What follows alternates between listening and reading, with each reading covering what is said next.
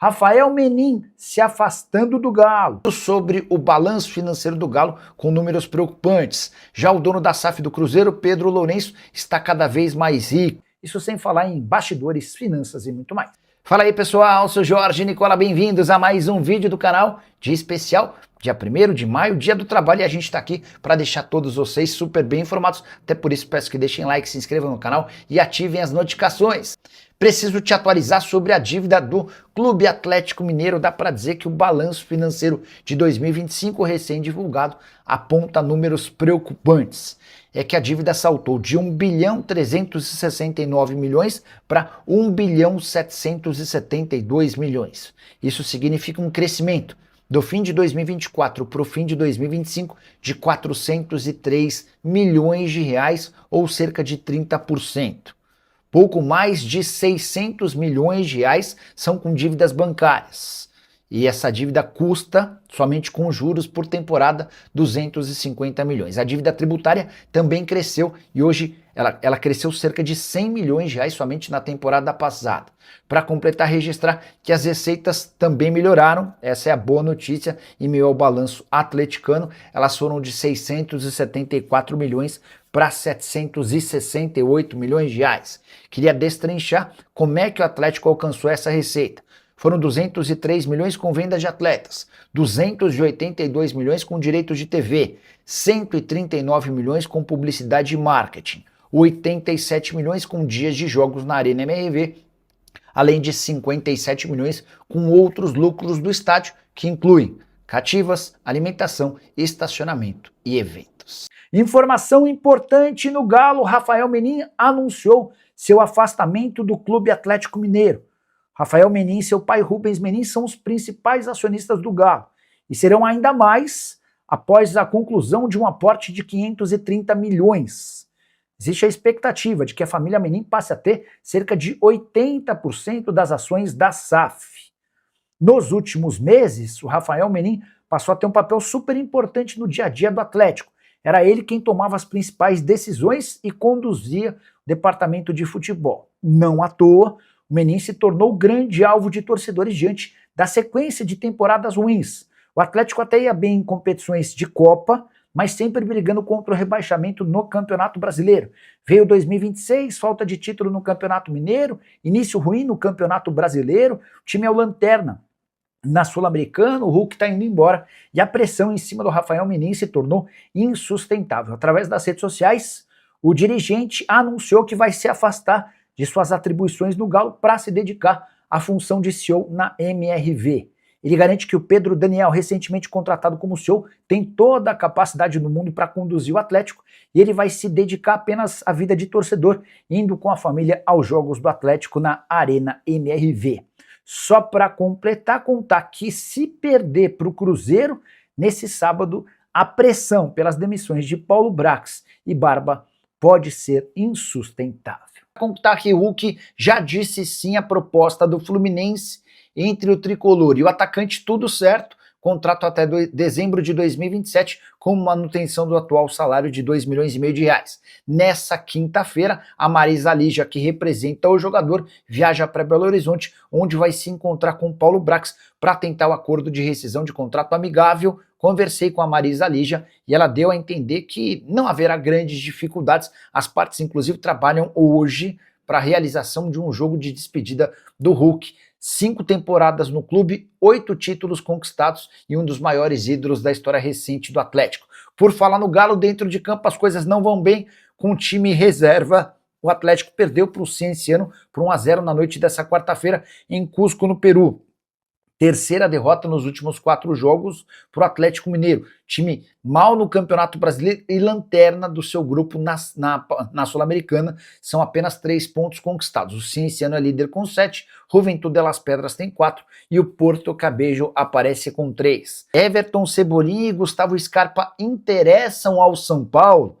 Antes de gravar esse vídeo, conversei com uma pessoa do departamento de futebol tricolor e posso assegurar que Scarpa está descartado, mas Cebolinha interessa bastante. Deixa eu começar falando sobre o Scarpa, contrato no Galo até dezembro de 2027. Jogador de 32 anos de idade está fora dos planos do Atlético, que topa negociá-lo, mas pede algo na casa dos 4 milhões de euros. A gente está falando de mais ou menos 23 milhões de reais, com o detalhe de que o Scarpa ainda ganha 1 milhão e 200 mil reais por mês.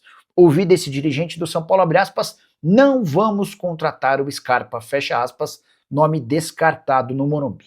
Em relação a Cebolinha, contrato com o Flamengo se encerra em dezembro, o Fla vai ter a última chance de arrecadar algum dinheiro com o atacante no meio do ano. Se não o vender, vai perder o Cebolinha de graça, com a lembrança de que o Cebolinha havia sido comprado do Benfica por 13 milhões e meio de euros. Quero contar que há no São Paulo alguém que gosta demais do Cebolinha, ele é o Rui Costa, o executivo de futebol do Tricolor. Foi o Rui quem ajudou o Grêmio a contratar o Cebolinha do Fortaleza, e foi o Rui quem cuidou do primeiro contrato profissional do Cebolinha com a camisa do Grêmio.